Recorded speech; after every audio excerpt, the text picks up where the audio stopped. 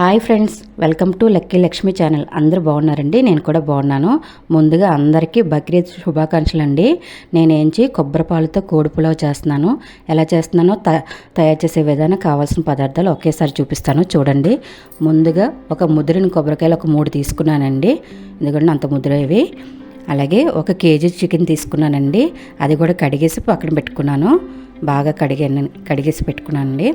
అలాగే బాస్మతి రైస్ తీసుకుంటున్నానండి. ఒక 4 గ్లాసులు. 4 గ్లాసులు అంటే కేజీ అండి. అది 1 కేజీ రైస్కి 1 కేజీ చికెన్ వేస్తున్నాను. ఇదిగోండి, అవి ఒక 4 గ్లాసులు వేసి బాగా కడిగేసి 1 గంట సేపు నానబెట్టుకోవాలండి. అలాగే కొబ్బరి పాలు కూడా తీసి పెట్టుకున్నానండి. 1 గ్లాస్కి 1.5 గ్లాస్ పాలండి. ఇదిగోండి, స్టవ్ వెలిగించుకొని మందంగా ఉన్న గిన్నె పెట్టుకొని అది వేడెక్కాక 2 స్పూన్లు నెయ్యి వేసుకుంటున్నాను. ఇప్పుడు నెయ్యి కూడా వేడెక్కాక ఒక 5 స్పూన్ల ఆయిల్ కూడా వేసుకుంటున్నానండి గిన్నెలో తీసుకొని.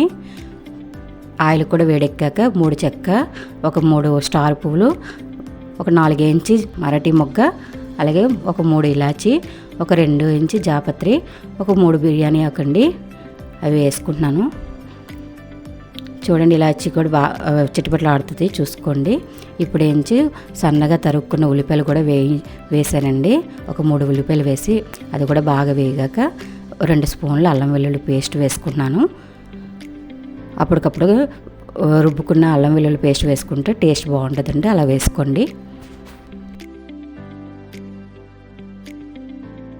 ఒక 6 పచ్చిమిర్చి అండి నిలువుగా కట్ చేసి వేసుకుంటున్నాను.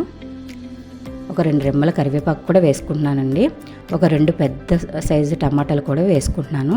అవి పెద్ద పెద్ద ముక్కలుగా కట్ చేసి వేసుకుంటున్నానండి. అవి కూడా మగ్గాలి. ఇప్పుడు 1 స్పూన్ పసుపు, 1 స్పూన్ ఏంచి జీలకర్ర పొడి, 2 స్పూన్లు ధనియాల పొడి కూడా వేసుకుంటున్నాను. అవి కూడా బాగా వేగాలండి. 1 స్పూన్నర ఇంచి సాల్ట్ వేసుకుంటున్నానండి. అది కూడా వేసుకున్నాక మగ్గుతాయి కదండి, ఇవన్నీ మగ్గే వరకు ఉంచుకొని ఇప్పుడు కడిగి పెట్టుకున్న చికెన్ కూడా వేసి అది కూడా బాగా కలుపుకోవాలండి.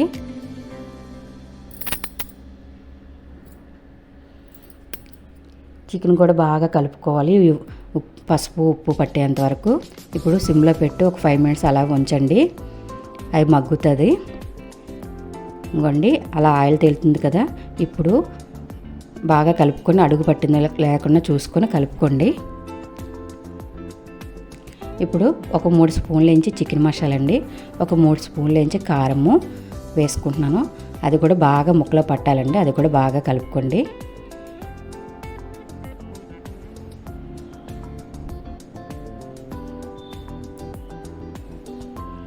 ఒక 2 మినిట్స్ మాత్రం పెట్టుకోండి, 2 మినిట్స్ మగ్గనివ్వండి. ఇప్పుడు బాగా మగ్గిందండి. మూత తీసి చూడండి, ఆయిల్ అలా తేలుతుంది కదా. ఇప్పుడు గుప్పుడు కొత్తిమీర, గుప్పుడు వేయించి పుదీనా కూడా వేసుకుంటున్నానండి.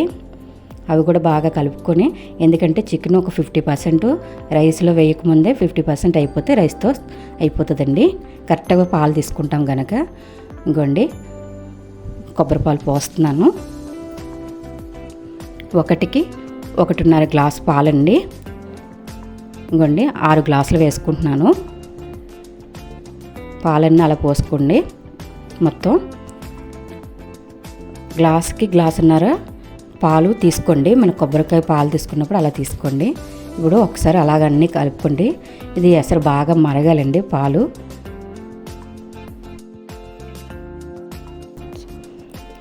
బాగా మరిగాక ఇప్పుడు రైస్ వేసుకుంటున్నానండి. గంట సేపు నానబెట్టిన రైస్ వేసుకుంటున్నాను. ఇదిగోండి, మొత్తం రైస్ అన్నీ అలా వేసేసుకోండి. కొంచెం నెమ్మదిగా కలుపుకోండి, ఎందుకంటే రైస్ బాగా విరిగిపోతే ముద్ద అయిపోతుందండి. కొబ్బరి పాలకి కొంచెం ముద్దగా వస్తుందండి రైస్, చూసుకోండి, ఏం పర్లేదు. ఇంకొంచెం సాల్ట్ సరిపోయింది లేదో కూడా ఒకసారి చెక్ చేసుకుంటున్నాను. సరిపోలేదండి, కొంచెం వేసుకుంటున్నాను. ఇప్పుడు బాగా కలుపుకొని అలా ఉంచేయాలండి దగ్గర పడేంత వరకు.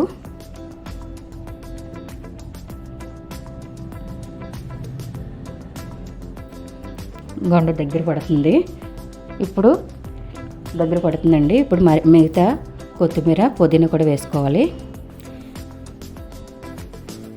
మరొక గుప్పుడు కొత్తిమీర, ఒక గుప్పుడు పుదీనా కూడా వేసుకొని ఒక 2 స్పూన్లు నెయ్యి కూడా వేసానండి, అది మిస్ అయ్యింది. 10 మినిట్స్ మాత్రం సిమ్లో పెట్టి మగ్గనివ్వండి, అలాగ అయిపోతుందండి. అలా దగ్గర పడుతుంది రైస్ అంతా. ఇగోండి ఒక ప్లేట్లో పెట్టుకొని చూపిస్తున్నాను.